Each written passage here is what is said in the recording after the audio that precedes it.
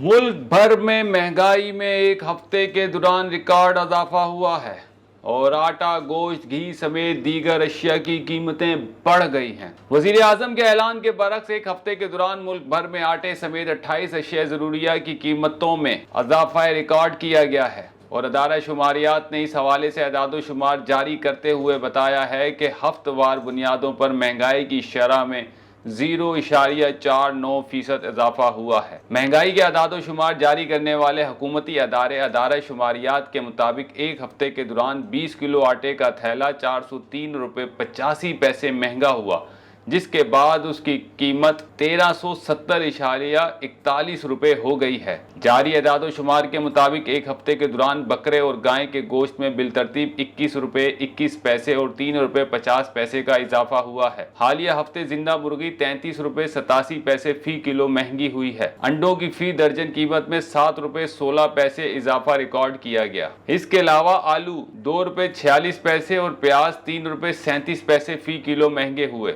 इदारा शुमारियात ने बताया कि दाल मसूर 10 रुपये 80 पैसे, दाल चना 3 रुपये 80 पैसे, दाल माश 5 रुपये 59 पैसे, दाल मूंग 1 रुपये 62 पैसे फी किलो महंगी हुई है।